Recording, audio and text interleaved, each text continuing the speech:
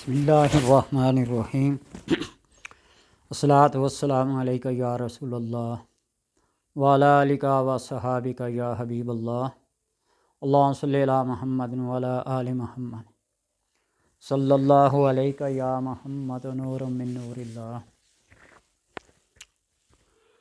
قابل غور اور قابل توجہ یہ بات ہے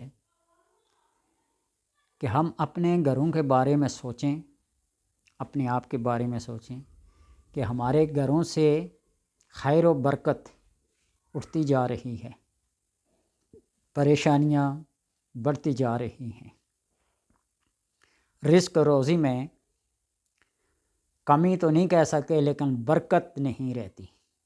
اکثر لوگوں کا یہ کہنا ہوتا ہے کماتے تو بہت ہیں لیکن اس کمائی میں برکت نہیں ہے۔ تو کیا ان سارے اعمال و اسباب و ذرائع کو ہم نے سوچا ہے کہ یہ کیوں ہوتا ہے؟ سب سے بڑی مصیبت ہماری یہ ہے کہ ہم نے انسان کو چھوڑ کر جانوروں کے ساتھ، اور جانور بھی ایسے جو حرام اور نجس العین ہیں، ان کو اپنے گھروں میں پالنا شروع کر دیا ہے، ساتھ بٹھا کے کھلانا شروع کر دیا ہے۔ جوا، شراب، ٹیکس، سود، اس کی شرح بڑھتی جا رہی ہے اور کوئی بندہ بھی اس پہ آواز اٹھا نہیں رہا ہے۔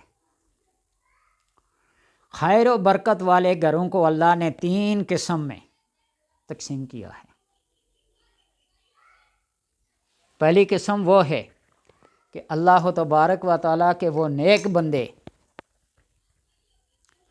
جو اپنے گھر میں قرآن پاک کی تلاوت کا اہتمام کرتے ہیں، اگرچہ وہ ایک ہی صفحہ کیوں نہ ہو، ایک ہی رکوع کیوں نہ ہو، قرآن کو کھولتے ہیں، اس کی زیارت کرتے ہیں، اسے پڑھتے ہیں، اور جس گھر میں قرآن کی تلاوت روٹین سے باقاعدگی سے روزانہ ہوتی ہو، وہ گھر اللہ تبارک و تعالیٰ کی برکت سے، رحمت سے، کرم سے فرشتوں کی نگاہ کا مرکز بن جاتا ہے، اور فرشتے اس گھر کی طرف ایسے دیکھتے ہیں جس طرح آسمان تاروں سے بھرا ہوا ہو اور چاندنی رات ہو۔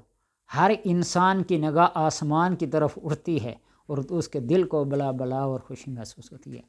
تو اس طرح جس گھر میں اللہ تبارک و تعالیٰ کی توفیق سے قرآن پاک کا اہتمام ہو، وہ گھر فرشتوں کی نظر کا مرکز بن جاتا ہے۔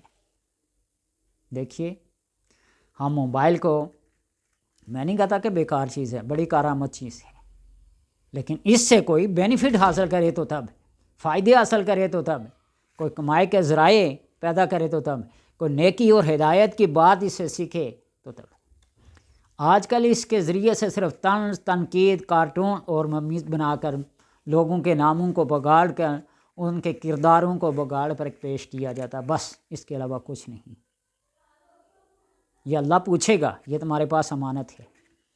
جن کی خلوتیں اور جن کی جلوتیں نیکی اور پرہیزگاری میں گزرتی ہیں، اللہ تبارک و تعالیٰ اس کے ذہن کو، اس کے دل کو فتنوں سے پاک اور صاف رکھتا ہے۔ اس لیے قرآن پاک کی تلاوت کا اہتمام کریں اپنے گھروں میں، اگرچہ ایک ہی صفحہ کیوں نہ ہو، ایک ہی رکوع کیوں نہ ہو۔ اور دوسری بات، نماز، مسجد میں نماز پڑھنا جماعت کے ساتھ، گھر میں نماز پڑھنے سے 27 درجے زیادہ ثواب ملتا ہے۔ لیکن بدقسمتی سے یہ کہوں گا کہ ہمارے ائمہ نے، ہمارے خطباء نے، ہمارے واعظین نے معاشرے کے اندر وہ کردار، وہ اخلاق پیدا نہیں کیا کہ لوگ مسجد کی طرف دوڑے چلے جائیں، اور جو بندہ مسجد کو آباد رکھتا ہے، اللہ اس کے گھروں کو آباد رکھتا ہے، ان کی اولادوں کو آباد رکھتا ہے۔ یہ جو کعبہ ہے نا، اس کعبے کی یہ ساری بیٹیاں ہیں، یہ ساری مساجد بہنیں ہیں، اور یہ جب جائے گا تو ان سب کو اپنے ساتھ لے کے جائے گا۔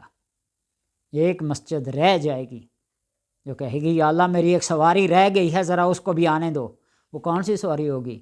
وہ ایسا بندہ جہاں کہ مسجد تعمیر ہو رہی ہو اور وہ ایک پتھر اٹھا کر اس کے قریب رکھ دے اور وہ مستری صاحب اٹھا کے اس پتھر کو دیوار میں لگانے، بنیاد میں لگا لیں، وہ کہے گی یا اللہ اس بندے نے یہ جو ایک پتھر رکھا تھا اس کو بھی آنے دے، پھر میں اس کو لے کے جنت میں جاؤں گا۔ لیکن گھروں کو ابھی قبرستان نہ بناؤ۔ نوافل، تہجد، اشراق، ابابین اور بہت سی نفلی نمازیں ہیں، گھروں میں اہتمام کرو، اور کبھی کبھی فرض نماز بھی گھر میں پڑھ لیا کرو، حرج نہیں ہے۔ جماعت کے ساتھ نماز پڑھنا سنت ہے، سنت موقدہ، تو اس لیے کبھی کبھی گھر میں بھی پڑھ لے کرو تاکہ گھر تمہارے قبرستان نہ بن جائے۔ وہ حضرت علی رضی اللہ تعالیٰ عنہ کا فرمان ہے نا کہ جب چاہو تو تم اللہ سے باتیں کرو تو نماز پڑھو، اور جب چاہو کہ اللہ تم سے باتیں کرے تو قرآن پڑھو، تو اس بات کا اہتمام کرو۔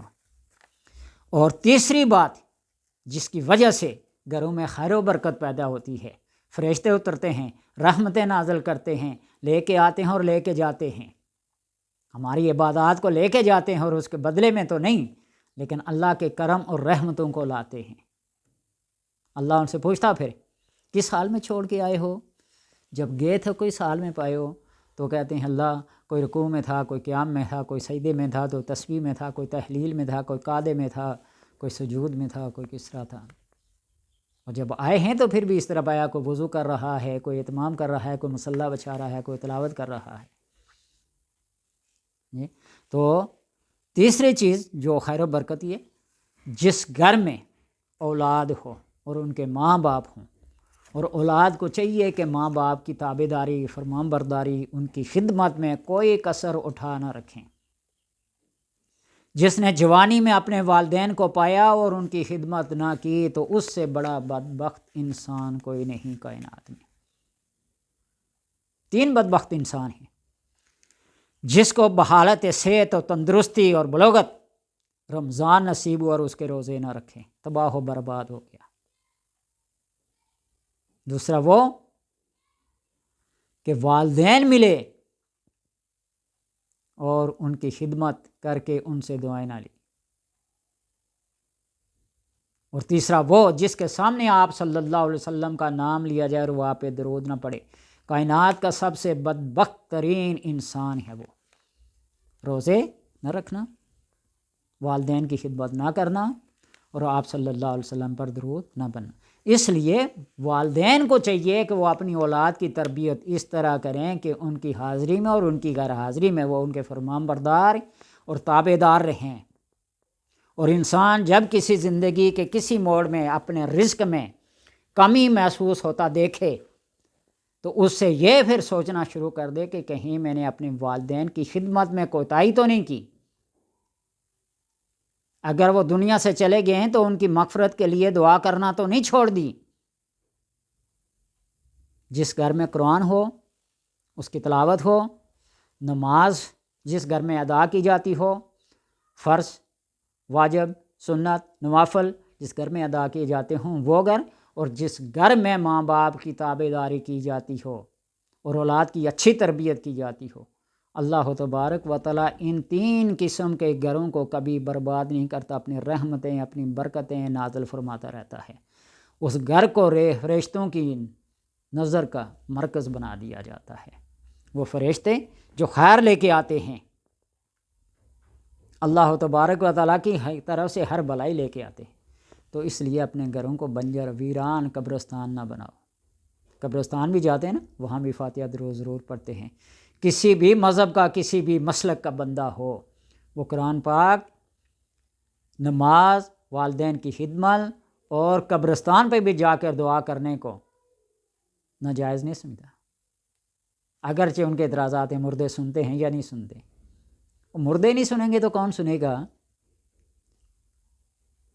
باپ کی پشت میں ہو بندہ زندہ ہوگا مردہ ہوگا، ماں کے پیٹ میں آتا ہے تو بندہ زندہ ہے یا مردہ ہے، پھر دنیا میں آتا ہے، پھر اسی طرح قبر میں جاتا ہے، عالم حشر میں جائے گا، عالم قبر میں، ہر طرف جائے گا تو پھر دیکھا جائے گا کہ سنائی دیتا یا نہیں سنائی دیتا۔ یہ انتقال مقام ہے، ایک جگہ سے دوسری جگہ منتقل ہونا، مرتا کوئی بھی نہیں ہے۔ ہندو، مسلم، سکھ، عیسائی سارے اپنے اپنے مذہب کے مطابق دفن کرتے ہیں، لیکن عالم ارواح میں وہ سارے کے سارے دیکھ رہے ہیں، سن رہے ہیں پچھلوں کے حالات کو۔ اللہ تبارک و تعالیٰ سے دعا ہے کہ ہمیں ان نیکی کی باتوں پہ عمل کرنے کی توفیق۔